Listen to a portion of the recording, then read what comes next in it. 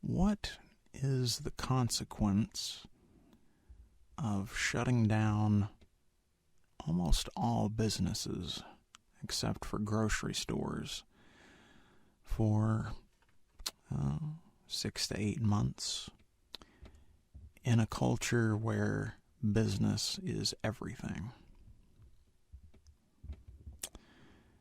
Because for anyone who hasn't noticed, the U.S. has given up its Judeo-Christian values, its pioneer spirit and agrarian sensibilities, most all of the mythos of the Founding Fathers and the Constitution that have constituted our national symbols and national identity, and all that we have chosen to go with instead, or to let remain, is capitalism, a particularly aggressive capitalism that takes a tact that rather than enforcing antitrust laws, etc., you should just view that whoever comes out on top is rightfully the winner, and take into no account how they got there. So, for anyone who doesn't know what I mean by that, obviously the U.S. stock market, both the S&P and the NASDAQ, are propped up by companies that, any other time in history, it would be obvious that they're monopolies and they would be broken up in accordance with the very laws that are on the books today. But we have not done so because that would make the growth of those indexes slow. And so we've entered a period of crony capitalism, I suppose you'd call it, where the government is empowering super corporations. Without those corporations, the U.S. economy would, by all metrics, be a complete failure, a disaster. But due to the growth of those mega corporations, they let it appear as though we're still a healthy nation, even though we're actually a dead man walking in a lot of ways.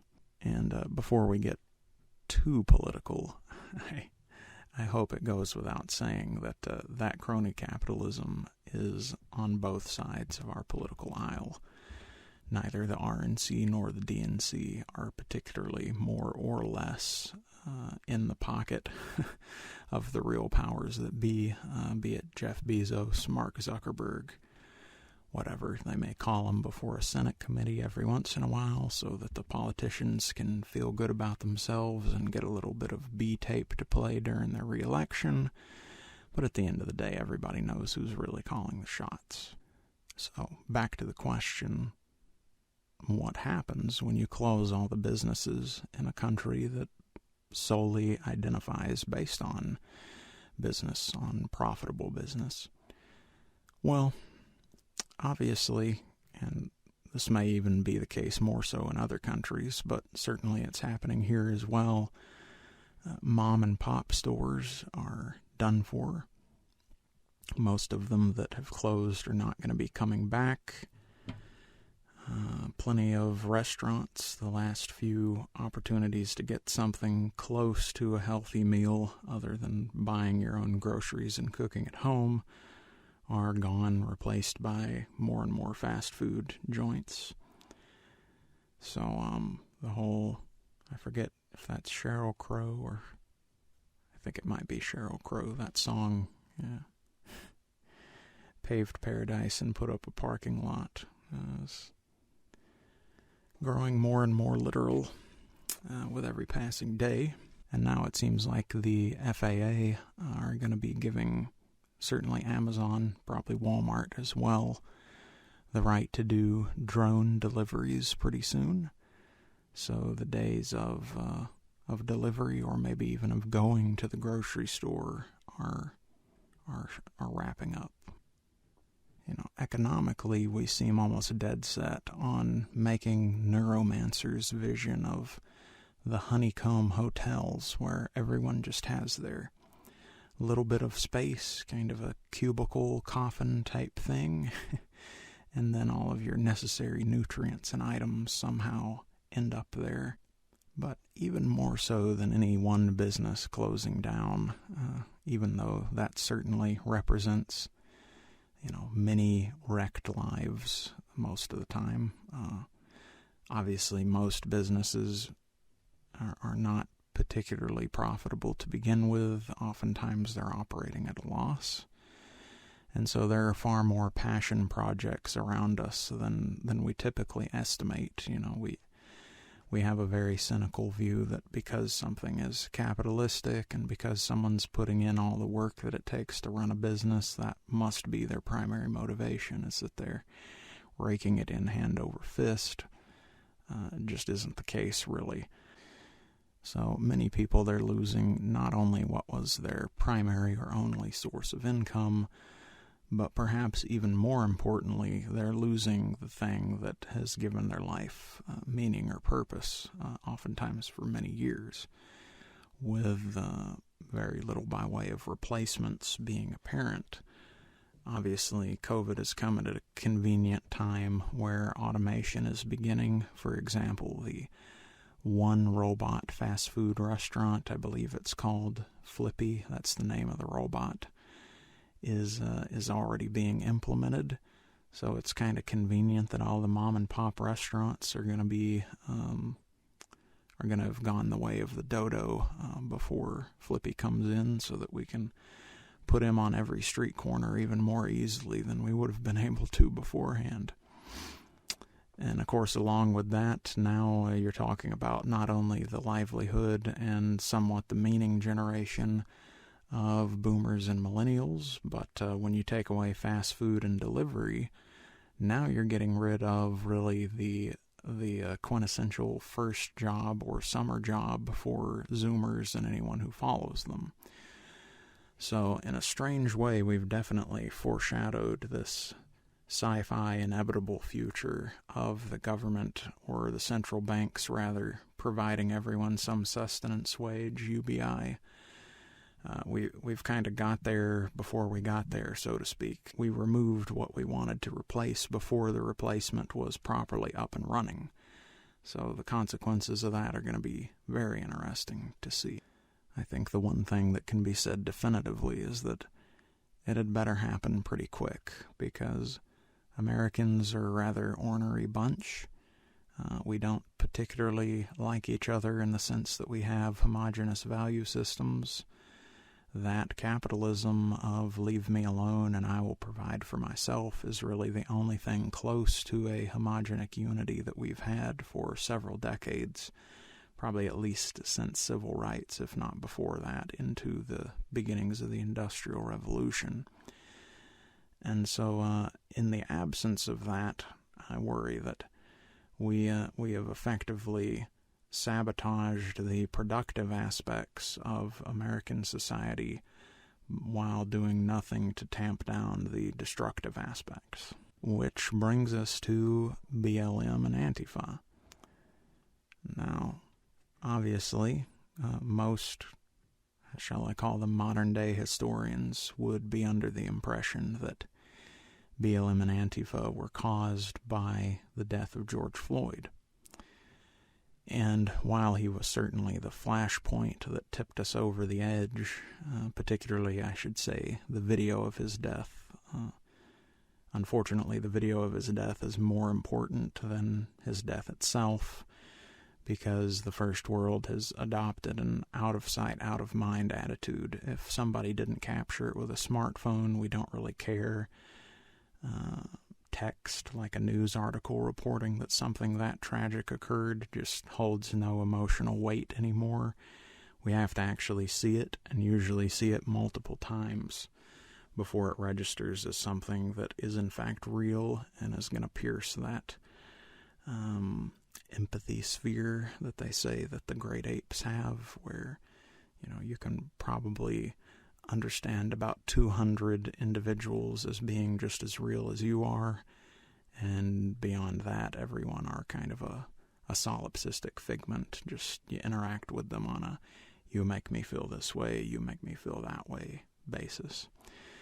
So, yeah, the video of his death was certainly and inarguably the flashpoint.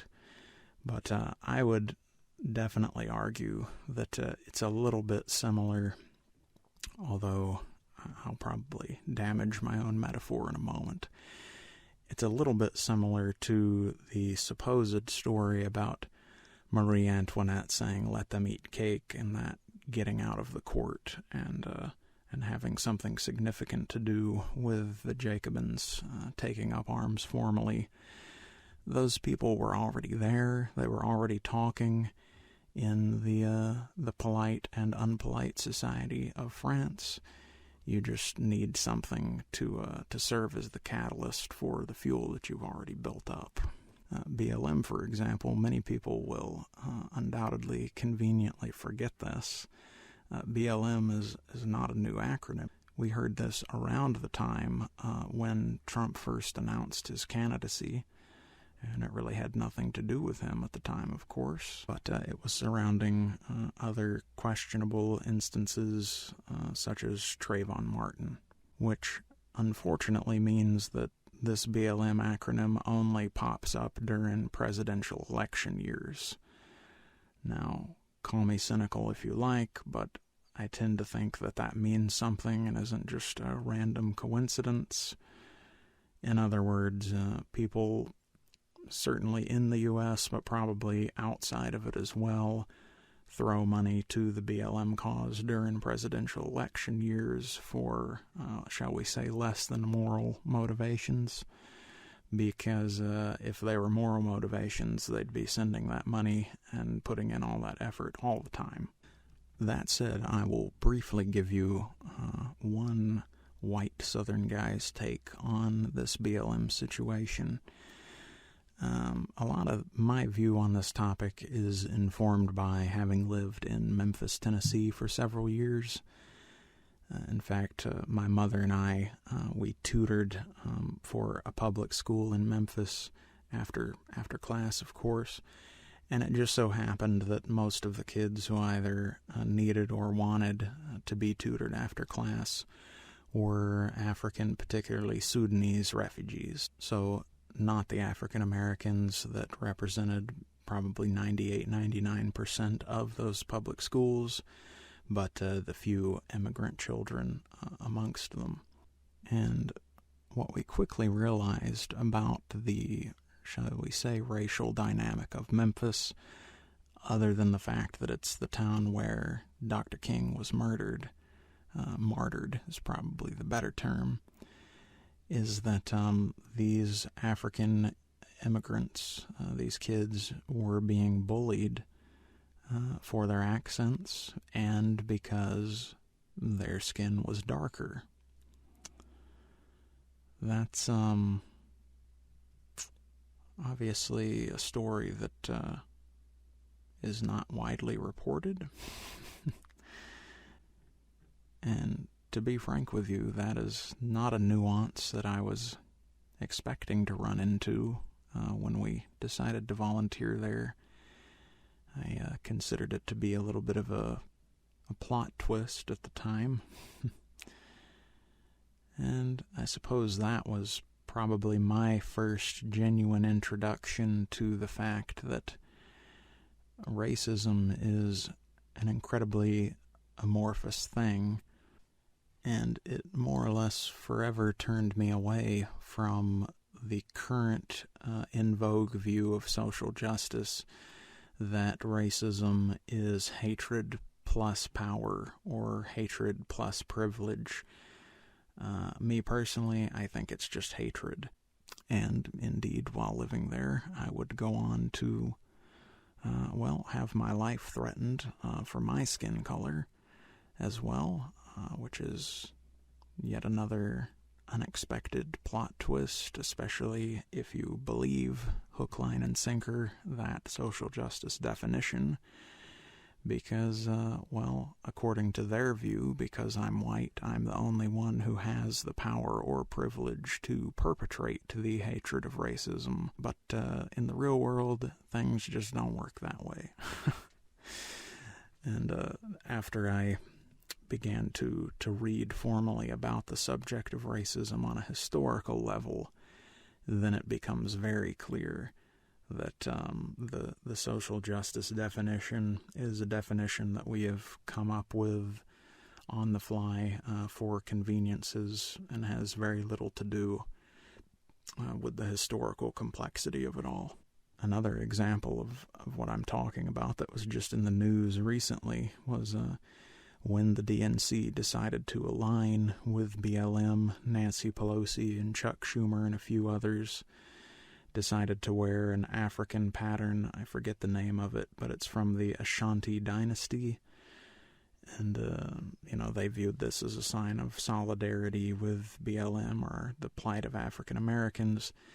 The only problem with them wearing that is the Ashanti dynasty were one of the African dynasties who sold to the Barbary pirates, of course, because most slavery was not white people with naval vessels docking at the shores of Africa and going into the bush and kidnapping villagers. It was a trade, black on black, in violence, and then many of the actual purchasers happened to be white. So just yet another blurring of the lines, shared guilt, I suppose, but again, that's not convenient to our current purposes, so we tend to ignore it. The final thing I'll say about that, since no one really wants to hear a white guy talk about this subject, myself included, is I think that there's a pretty easy way to decide whether what BLM wants is the way that the country should go. What do I mean? Well, obviously, if you take the tact that because BLM stands for Black Lives Matter, that they must be correct, because of course Black lives do matter, to me that's getting a little bit into the same area as, arguing that because someone is a socialist, that means that they support Nazism, because that expression means National Socialist. Obviously, one word makes a big difference there. BLM's a little more complex because there's nothing wrong with the sentence Black Lives Matter. But if you actually go to any of the websites that they've set up where they provide the list of demands or the checklist of what they hope changes in the country as a result of this movement, you'll find that it's quite a bit more complicated than just calling for police violence against black people to be reduced or non-existent. Most of the demands, in fact, are things where it remains to be seen whether they would particularly affect the lives of black people more so than any other American, be it for good or ill, because they are economic, basically socialist in nature. The BLM list of demands is basically a communist manifesto light that just uses a little bit of racial terminology to make it all more palatable and to try and convince everyone that the only way for African Americans to be treated fairly and feel safe moving about this country is if we completely reorganize into a semi-communist or at the very least full-blown socialist economy. So what is the crux that I mentioned whereby you could decide definitively whether you think the BLM movement has the answers for the problems that we're currently struggling with? I think it comes down to this. The FBI keeps very careful statistics on crime and punishment, as in policing work, along racial lines. And we know that if you believe the FBI statistics to be accurate, if you were to take into account that African Americans are a dramatic minority compared to white people and, make white and black each representative of either 50% or 100% in this equation, then you could conclude that actually police unjustifiably kill far more white people than black, even, again, when the populations are the same number in the equation. If you think that's true, then it's very difficult to understand what all of this dramatic reorganization of society has to do with keeping African Americans safe from police, and it begins to appear more like a political opportunism than anything concerning genuine utilitarian as opposed to philosophical racial justice. If you don't think that the FBI stats are right, and instead you view that the perception that is in vogue right now, specifically among younger African Americans, that they are in danger every time they come into contact with police, then it becomes very difficult to argue against BLM. So I think I'll leave that one there, and everyone can draw their own conclusions as they will anyway. So now, as for Antifa, I'll say something even briefer, even though I could probably comfortably say far more about them than I could about BLM. My view here on the ground as a fairly average middle-class American citizen is that Antifa are a little bit like Les Mis's students who are threatening to build the barricades and whatnot, with the notable exception that they're not actually willing to die in the revolution. So I see a whole lot of pasty white kids who wear Che Guevara, but they are not...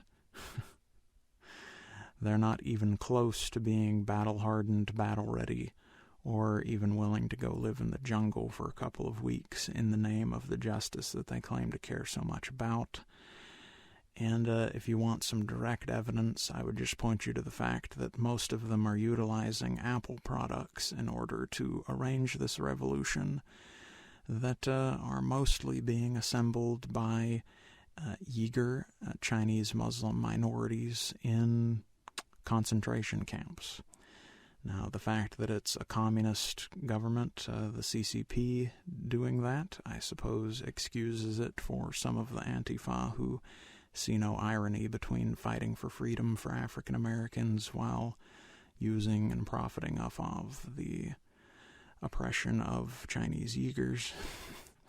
But I would submit to you that the ones who've thought that through are themselves a dramatic minority. Mostly it's done without irony and with a sense that we just need to overthrow the evil capitalists, and then we can get back to binging Netflix. This 2020 presidential election.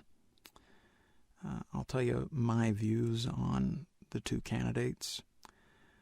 With Biden, I think that he is basically just a boring candidate. There's nothing particularly bad or particularly good about him. As far as the swamp monsters of DC go, he appears to be just another one of the boys, or should I say one of the boys and girls now. As for all of this stuff about his son and how maybe the both of them are in the pocket of the same CCP due to blackmail and whatnot, I have a strange sense that that's probably the case with almost all of our major presidential contenders going forward anyway, if not for the past couple of elections. And so that doesn't particularly bother me as much as it does some diehard Republicans. But what I will say about that is I agree with Matt Taibbi, who recently said that the media suppression of all of this business about Hunter Biden's, I think that's his name, Hunter Biden's laptop, is more important than the information itself. So it's no shock that the son of a president who's been taking some cushy investment jobs, even though he doesn't appear to have the background to be competent at that, is a consorter with prostitutes and drug dealers. Just watch Godfather and you know the drill. It's almost cliche at this point. But the fact that the mainstream media have spent really 5 years talking about how Trump is in the pocket of the Russians and whatnot, and Putin's calling the shots in the U.S., and then we find out that their candidate's son is deep in with the CCP and probably owes them a bunch of favors, And my suspicion is Hunter might even have been the bag man for that deal with Iran, where Obama sent a literal briefcase of money that has not been seen since. Don't have anything to back that up, just a little hunch I have. We'll see if anything proves me right in the future. So yeah, Joe's just an uninteresting and to a certain extent spineless option for a country that seems to desperately need leadership right now. But, of course, we know the alternative. Alternative is the bad orange man. What I will say on Trump is this. First of all, Trump has written several books through the years, most notably Art of the Deal. If you have read Art of the Deal, nothing that President Trump has done during his first term surprises you. Nothing. It's all there. There were no surprises as to who this man was. In fact, funny side story, I actually found a short story that I wrote when I was like 14, so that would have been, I don't know, somewhere around 2010, wherein Donald Trump and Bill Gates feature. And the Trump that I wrote in that story is pretty much exactly the Trump that we now have, even though I had yet to read Art of the Deal or see The Apprentice or anything like that. So, point being, that's a little bit of anecdotal evidence about the fact that everyone knew who Donald Trump was before he ever announced his candidacy. And guess what? Everybody liked Donald Trump until he announced his candidacy. No one was trash-talking the man, at least not to the extent that has become in vogue. And another thing that makes that even more amusing is the fact that Trump was a lifelong Democrat until his opportunity to run came along. And then he realized he was either going to have to wait for Hillary or he could try and steal it from her, which he did. But yeah, Trump is mostly, when it comes to his charitable donations over the years, given to DNC or liberal or even leftist causes. So to say that Trump is the quintessential fascist dream brought to America is a delusion at the very least. Now, the one thing I will say is that there are definitely at least two Trumps. There's what I call Orange Man, which is who we get on Twitter. The guy who is basically, he's not the first aggressive or even uncivil president that we've ever had, but he certainly is the first internet troll that we've ever had for a president. And that, to me, is the Orange Man persona, the one who intentionally triggers people.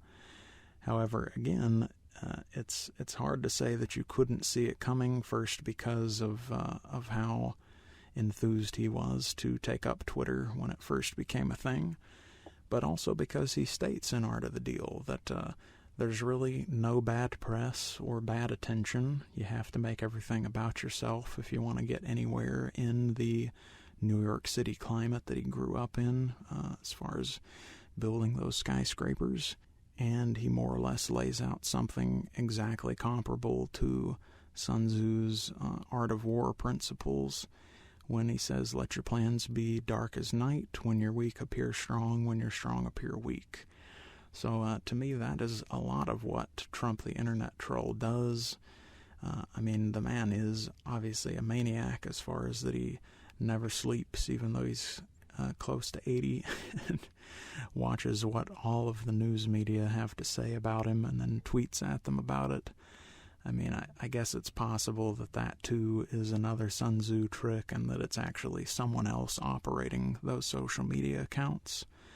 But I don't know, part of me wants to believe that persona is more to the truth than it is falsehood. But it is clear that Trump as president, the man in the Oval Office making the hard calls, is a little more tactful than Orange Man. So there's a tad bit of Jekyll and Hyde going on here, because the two things that you could really point to that are the historical hallmark of Trump's first term in office is this. One, the peace deals with Israel that he continues to rack up. Indeed, it seems like he's saving some of them and announcing them with every passing week of the election. Just saw that he got an unprecedented letter of endorsement from a large group of American rabbis. And the other one is the fact that he hasn't got us involved in any new wars. He has, prosecuted ISIS and Al-Qaeda quite well, seemingly, at least as far as the leaders who've been killed. But he has not actually got us involved into any new invasions of any countries we weren't already active in under Obama or George W. And, frankly, that's a bit of a big deal for us, the fact that we managed to, quote-unquote, keep our military strong without giving them a "you're a hammer, here's a nail" type situation that probably wasn't necessary, because unfortunately that's more or less what we've done ever since World War II. We've looked for and found problems very conveniently that only have military solutions, or where there weren't any, we created one. So the hallmark of this most divisive president, ironically, is going to be peace, at least if his first term was his last, or if he continues it into the second term. With that out of the way, which of these two do I think will win? Well, again, I think we come to a crux of you kind of have to ask yourself a question, A or B, and depending upon your answer to it, you'll know who's going to win. If you believe that American media, particularly journalism, and the big cable news companies, so CNN, MSNBC, and Fox, are accurate or valid sources when it comes to polling, coverage, bias, on and on we go. Really, any of the data that determines how an election's going to go before the votes are actually counted, then you would definitely think that Joe Biden is going to win. What you would believe is that the Orange Man has exhausted his own base, and certainly America in general. He's kind of been gaslighting the country for 4 years, and now everyone's ready for Sleepy Joe to just give us a hug, even if he smells our hair while he does it, and maybe read us a bedtime story by the fire. If you don't believe that big media are accurate or valid, in other words, if you think they're all bought and sold for so many times that they often forget which line they're supposed to be shilling, then you would have to default to enthusiasm being the only way to determine who's going to win the presidential election. In which case, if you were to just drive around American neighborhoods and look for signs in front yards, which is certainly not an unusual thing to see here, you would definitely conclude that Trump is going to win, and that probably it's not even going to be close. He might win more decisively than he did against Hillary, meaning it could potentially be popular vote, not just electoral college, even though, of course, electoral college is the only thing that actually matters for determining the winner here. Why do I say that? Well, the DNC have effectively made exactly the same mistake as they did when they had the opportunity to run Bernie Sanders, and instead they let Hillary tap him on the shoulder and say, excuse me, my turn. We were all at the goat sacrifices, and we had a clear understanding, so, step aside. And they made old Bernie get out of the way, and she promptly lost to a candidate who, hard as it is to believe, people liked more than they liked her, just as a personality, even as an entertainment factor. Hillary was boring. Yeah, she had some interesting experience on paper, but people just didn't trust her as a human being, didn't feel like that's someone they wanted to have a beer with. This is how Americans think. Was skyscraper building Trump, beauty pageant judging Trump, TV personality Trump? They absolutely want to have a beer with that. So, and I think the exact same thing has happened again. Joe is just not exciting to people. Kamala, same thing, nothing in particular to be excited about. In fact, DNC blew their opportunity to tap into BLM. They could have done Stacey Abrams or somebody like that. Instead, they picked Harris, who, is a cop as far as her law career goes. So, yeah, DNC playing it safe to the extent that a part of me, the most cynical part of me, almost thinks they want Trump to win again, because if he doesn't, what are they going to have to talk about for 4 years? I mean, it's this whole charade of the two aisles being opposite on anything instead of just vague shadows of one another is going to go down the tubes if Joe gets in, because nobody's going to be triggering anybody on Twitter anymore. And it's just going to be back to business as usual, sort of Obama 2.0, but without the great speeches. Okay, but what do I think will happen in accordance with who wins? If Joe wins, I would not be surprised to see China make its move on Taiwan, certainly finish crushing Hong Kong, and North Korea might even get up to some funnier business than usual. In other words, it's a little bit like XCOM. When you click intern, then it tells you that the opposition is now making their move. To me, that's exactly what a Biden presidency would be. Everyone knows he's going to be another Obama, probably sans all of the drone strikes, in the sense that he comes out and says, well, this is a line in the sand and don't you dare cross it. And then somebody puts a toe over it and he says, well, actually, I meant to draw the line back here. That's my general vibe of how Biden will do foreign policy. And so everyone's going to take advantage of it because they're tired of not having any leeway under Trump.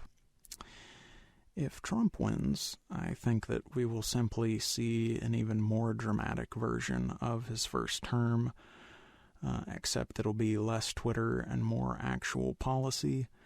There's really no telling what he's going to do as far as the laundry list of things that he would like to have been doing this whole time. In particular, the reason I say that is it seems inevitable that if Trump wins decisively, there will be a red wave to the houses halfway through his term. And then it's going to be a powerful RNC with Trump at the helm and no reason to try and get elected again.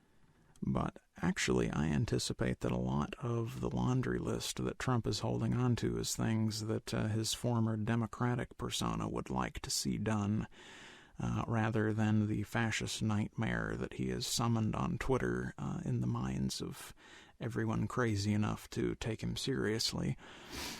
For example, wouldn't be surprised to see him be the president who brings in UBI as a recovery for COVID, as an economic stimulus.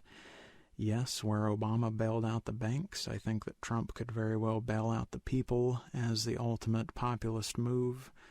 And I would also not be overly scandalized to see him legalize marijuana as a way to try and crush the Mexican cartels, because as everyone knows, if we cut the leg of the cartels out from underneath them by making the drugs that they peddle legal, all of the problems at the border that Trump seems fixated with as far as build that wall are kind of going to solve themselves.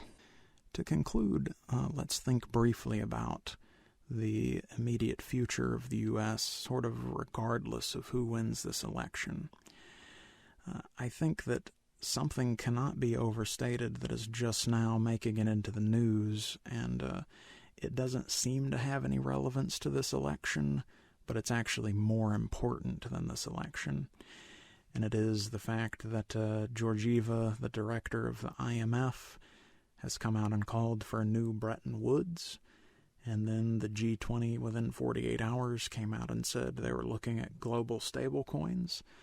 What all of that actually means, and most of the articles don't spell it out painfully clear, which is why I thought it'd be worth talking about, is that everyone is looking for a blockchain or distributed ledger alternative to the current reserve currency of the globe, which is the U.S. dollar. You know, for anyone who ever wondered why the U.S. came out so well out of World War II, it's it's not primarily that we took any resources from the Nazis or any of the countries they decimated. It's the fact that we both established ourselves as the watchdog of the world by planting a whole bunch of military bases, pretty much every country in the globe.